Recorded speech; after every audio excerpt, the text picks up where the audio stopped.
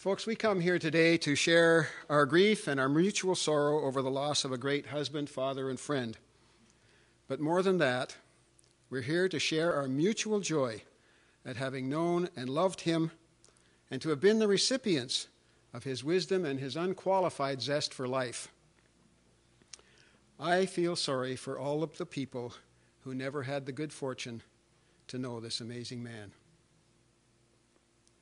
Each of you is here out of respect for a man whose life interacted in a meaningful way with your own. And it's hard to know what to say about a man whose life was as rich and varied as Roger's. What could you say in a few minutes or even a few hours that could possibly capture the essence of that life or make it more meaningful than it already is? Every life is a sacred story that is shared with others in various ways. And it's knowable only in part, but it's revered and remembered by those that it touched. Today, we come to celebrate one such life. Now, we've heard the story and some of the stories about Roger. Many of us have known him for many years, some all of our lives. And yet we know that we can never fully experience the full complexity that was Roger. My wife used to tell me she could always tell when I had been with Roger.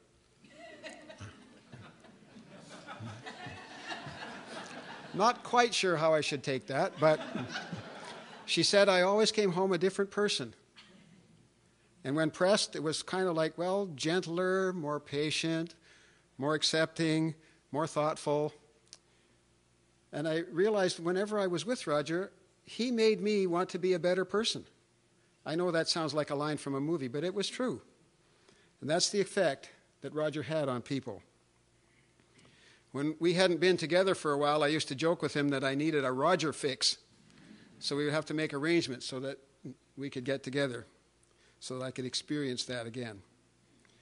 My wife, Helene, and I shared many precious, fun-filled times with Roger and Barb, and we will treasure those as long as we live. You know, so much of our existence on this earth and what happens when we leave it is cloaked in mystery.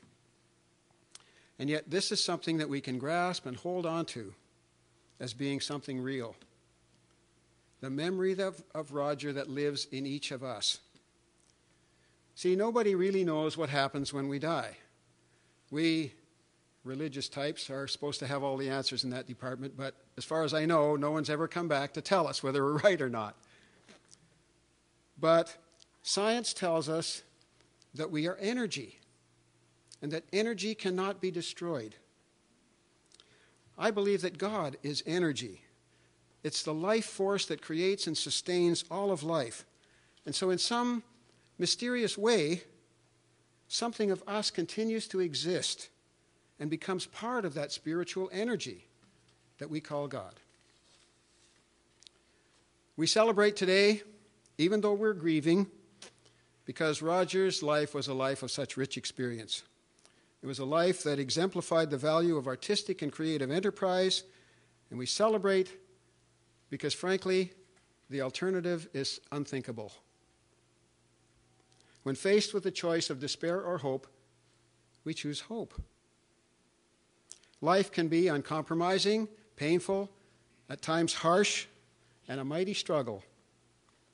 But it is also challenging, inspiring, full of joy and love if we open ourselves to it and to other people that are in it. We cannot see life as cruel or miserable or hopeless unless we have somehow closed ourselves off to the others that are around us and to the divine spark that we were born with. That spark lived in Roger, and it shone in the way he embraced life, his family, his art, and the community that he loved. Those characteristics are a testimony to us. Yes, there are good memories, and these we will treasure. But in addition, we recognize that Roger's legacy is more than just memories. Part of Roger lives in Barb and in Michael and Sarah and in his family. Part of him lives in all of those whose lives he touched and will continue to live as they pass on those qualities to others. In a very real sense, his life is eternal because he lives in all of us. No life that touches another is ever lost.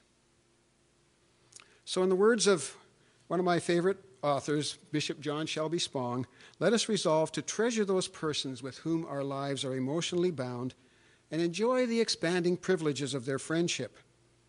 When they die, we will grieve at the loss our lives will experience. We will not speculate on how or if or in what form we might see them again. That's not our business. Our business and our responsibility to them is to live now, to love now, to be now, and to hope that as we give ourselves away in that loving relationship, we and others will be drawn into a deeper life together.